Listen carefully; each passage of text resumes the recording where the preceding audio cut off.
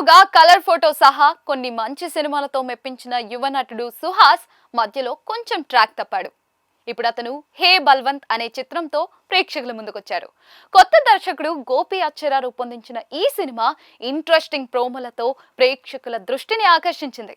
ఈ చిత్ర విశేషాలేంటో చూద్దాం పదండి. మొదటగా కథ విషయానికి వస్తే, కృష్ణ అంటే సుహాస్ చదువు పూర్తి చేసుకుని తన తండ్రి బల్వంత్ అంటే నరేష్ వ్యాపారాన్ని టేకప్ చేయాలని చూస్తున్న ఒక కుర్రాడు. అయితే తండ్రి చేసే వ్యాపారం ఏంటో అతడికి తెలియకుండానే దాని మీద చాలా అంచనాలు పెట్టుకుని ఉంటాడు. బిజినెస్ మీద కృష్ణకు ఉన్న ఆసక్తి, తన ఐడియాలు చూసి చిత్ర అంటే శివాని నాగారాం అతన్ని ఇష్టపడుతుంది.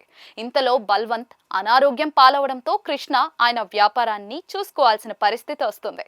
దీంతో ఎంతో ఉత్సాహంగా తండ్రి ఆఫీస్కి వెళ్ళిన కృష్ణకు అక్కడ జరిగే వ్యాపారం చూసి దిమ్మ తిరిగిపోతుంది.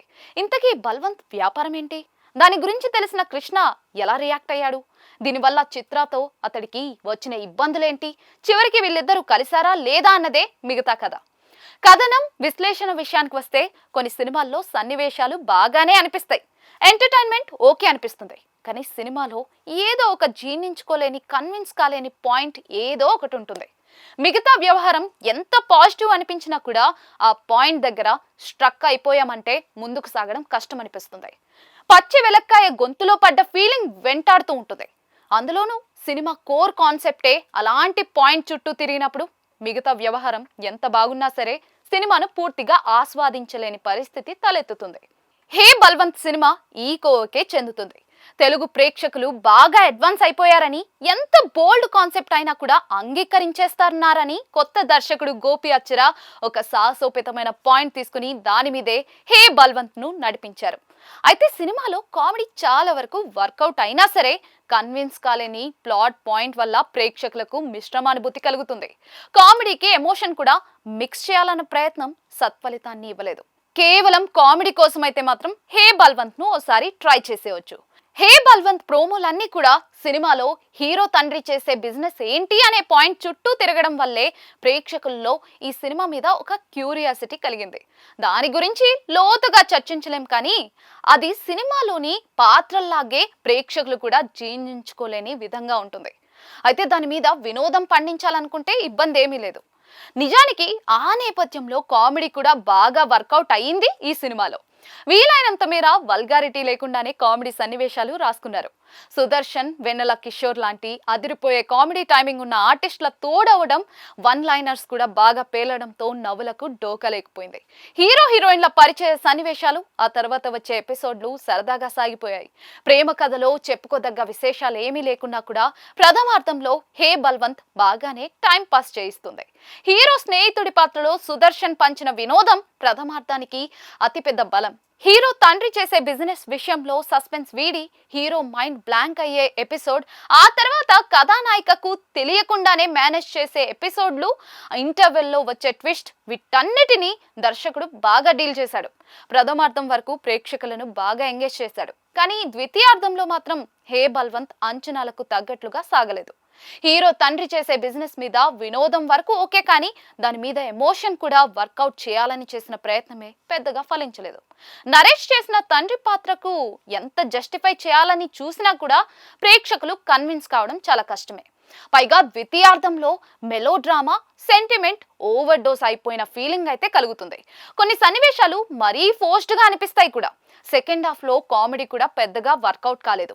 అన్ని పాత్రలను ఒక చోటికి తీసుకొచ్చి వాటి మధ్య కన్ఫ్యూజన్ క్రియేట్ చేసి కామెడీ పండించడానికి ప్రయత్నించడం చాలా సినిమాల్లో చూసాం. ఇక్కడ అది పెద్దగా వర్కౌట్ కాలేదు. ఆ సీన్లు బోరింగ్ గా అనిపిస్తాయి. ముగింపులో తండ్రి కొడుకుల ఎమోషన్ మీద నడిపించిన సన్నివేశాలు ఓ మోస్తరుగా అనిపిస్తాయి. నరేష్ బాగా పర్ఫామ్ చేస్తూ తన పాత్రను పండించడానికి గట్టి ప్రయత్నం చేసినా కూడా ఆ పాత్ర కన్విన్సింగ్ గా లేకపోవడం వల్ల కోరుకున్న ఎమోషన్ రావడం కష్టమే. మొత్తంగా చెప్పాలంటే టైం పాస్ కామెడీ కోసం హే బల్వంత్ ను చూడొచ్చు. నటీనటుల విషయానికి వస్తే, సుహాస్ కృష్ణ పాత్రను ఈజీగా చేసుకుపోయాడు. చాలా సింపుల్ గా పాత్రలో ఒదిగిపోయే తీరు ప్రేక్షకులకు నచ్చుతుంది. హీరోలా కాకుండా ఒక ముఖ్య పాత్రధారుల్లో ఒకడిలా కనిపిస్తాడు అతను.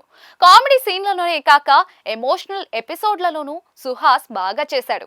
హీరోయిన్ శివాని నాగారం పాత్ర, నటన ఆకట్టుకుంటాయి. ఆమె కామెడీ టైమింగ్ కూడా బాగుంది. మాది ఆర్థడాక్స్ ఫ్యామిలీ అంటూ ఆమె చెప్పే డైలాగ్, దాని మీద నడిపించిన కామెడీ వర్కౌట్ అయింది. నరేష్ పాత్ర కథలో హీరోను డామినేట్ చేసే స్థాయిలో ఉంది. ఆయన పర్ఫార్మెన్స్ కు తిరుగులేదు. కామెడీ ఓ మోస్తరుగా అనిపిస్తుంది, కానీ ఎమోషనల్ సీన్లలో ఆయన తన ప్రత్యేకతను చాటుకున్నారు. పతాక సన్నివేశాల్లో ఆయన బలమైన ముద్ర వేశారు. నెల్లూరు యాసలో సుదర్శన్ పంచులు సినిమాకు అతిపెద్ద బలం. అతను కనిపించినప్పుడల్లా కూడా నవ్వులు పండాయి.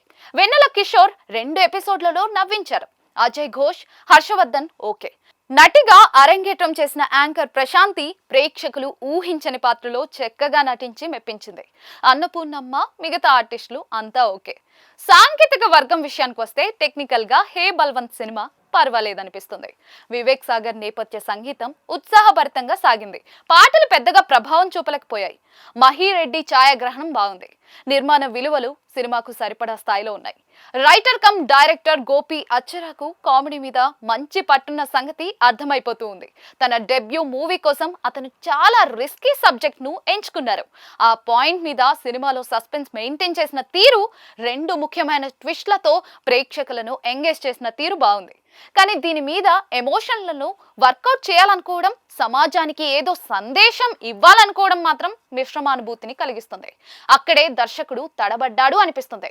దర్శకుడు ఈ పాయింట్ తీసుకోవడం తప్పని అనలేం, కానీ దాని మీద కామెడీని, ఎమోషన్ను కలపాలన్న ప్రయత్నమే పెద్దగా ఫలించలేదు. చివరిగా హే బల్వంత్ నవ్వుకోవచ్చు, కానీ రేటింగ్ 5కి 2.5 ఇవ్వచ్చు.